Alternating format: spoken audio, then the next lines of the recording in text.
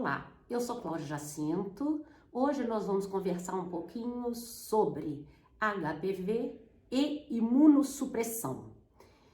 Assim, o que pode acontecer de diferente na doença HPV nos pacientes imunossuprimidos ou imunocomprometidos, onde os mais importantes são os pacientes transplantados que usam as drogas imunossupressoras para que possam conviver com os órgãos transplantados, as pacientes lúpicas ou com outras doenças que tenham que usar drogas imunossupressoras ou tenham que usar corticoides e corticoides a longo prazo, outros pacientes também que tenham alguns cânceres e que estejam em quimioterapia, assim como pacientes HIV positivos que estejam com o CD4 muito baixo, principalmente CD4 abaixo de 200, já que na atualidade a maioria deles, dos pacientes que convivem com HIV, eles estão bem imunologicamente falando, porque após a era coquetel,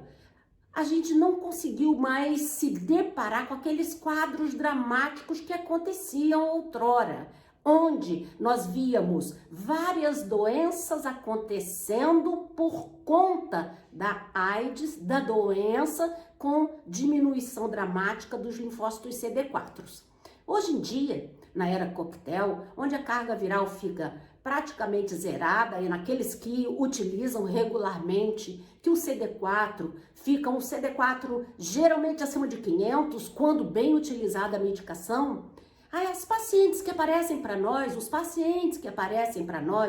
para fazer prevenção de câncer anogenital induzido por HPV cofatores, ou seja, para fazermos prevenção de câncer de colo do útero, câncer de vulva, câncer perianal, câncer de canal anal, todos esses cânceres induzidos por HPV de alto risco e cofatores, que nos pacientes imunocomprometidos, imunossuprimidos, nós podemos nos deparar com carcinogênese mais acelerada.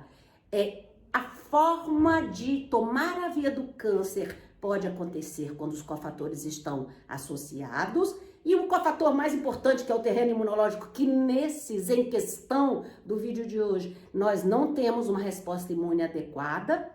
nós vamos ter então um HPV conseguindo mais rapidamente integrar o seu material genético com o material genético da célula hospedeira. Quando isso acontece, há a expressão de umas oncoproteínas e está então tomada a via do câncer. Tomada a via do câncer, passando pelas lesões pré-câncer, só que de uma maneira mais rápida do que nos pacientes imunocompetentes, da população geral, sem essas doenças que imunocomprometem. E junto dessas doenças HPV induzidas, nós temos na ginecologia a tríade da imunossupressão, ou seja, nós nos deparamos com a doença HPV, quando um vírus de alto risco está se expressando,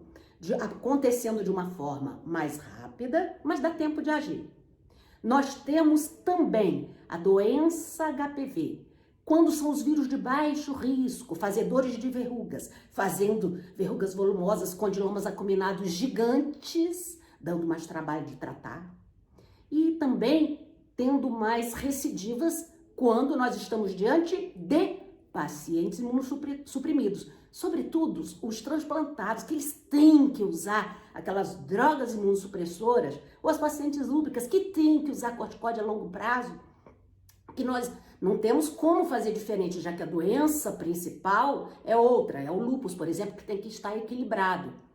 Então, nesses pacientes nós temos mais dificuldade do controle da doença, mas de qualquer forma, mais dificuldade, porém, nós conseguimos o controle da doença e conseguimos agir também antes do paciente ter câncer. E junto do HPV de baixo risco se expressando, fazendo verrugas gigantes ou aumentando as recidivas das verrugas, e junto do HPV de alto risco, fazendo câncer mais rapidamente que num paciente imunocompetente, nós temos candidíases recorrentes na tríade anogenital. Nós temos herpes de formas atípicas e vindo mais frequentemente. Se nós sabemos que nós nos deparamos mais com a tríade da imunossupressão, nós trabalhamos em conjunto, de forma multidisciplinar, como sempre, quase em tudo na medicina,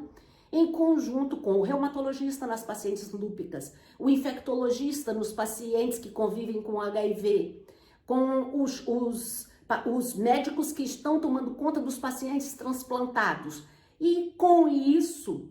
nós conseguimos, de maneira conjunta, algumas vezes, ajustar doses ou trocar algum medicamento, se por acaso a patologia do trato genital inferior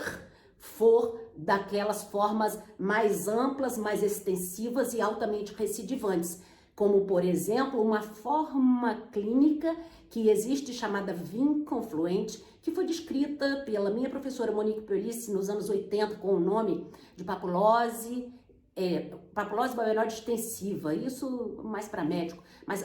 que hoje em dia se chamaria de uma lesão de alto grau vulvar. Essas entidades clínicas, essas afecções que são muito extensas, acometendo vulva ou pênis no homem e acometendo a pele perianal e o canal anal, são trabalhosas, altamente recidivantes e elas têm carcinogênese acelerada, ou seja, nós temos que agir e com terapias combinadas, às vezes terapias medicamentosas combinadas com terapias cirúrgicas, mas a gente sempre consegue, não tem que se preocupar porque a gente consegue fazer a prevenção de câncer com um pouco mais de dificuldade do que na população geral imunocompetente, mas conseguimos. E tratando os cofatores, lembrar que o cofator infeccioso mais importante é a clamídia, eu já falei disso no primeiro vídeo sobre HPV. Tratar a candidíase recorrente porque, acima de tudo, é bastante desconfortável quando ela fica recorrente e às vezes até persistente. Nós temos formas de fazer uma supressão do fungo e conseguir ajudar a nossa paciente. Da mesma forma que tratamos também com drogas que são específicas para a virose do herpes simples, as formas atípicas de herpes, e se precisar também tem como nós usarmos o que nós chamamos de supressão, utilizando drogas assim a longo prazo. Portanto, nós temos mais dificuldade de tratar os pacientes imunossuprimidos, imunocomprometidos? Sim, mas nós conseguimos fazer prevenção de câncer e tratar essas infecções persistentes e atípicas neles? Sim, também. Então, eu acho que hoje dá pra gente parar por aqui.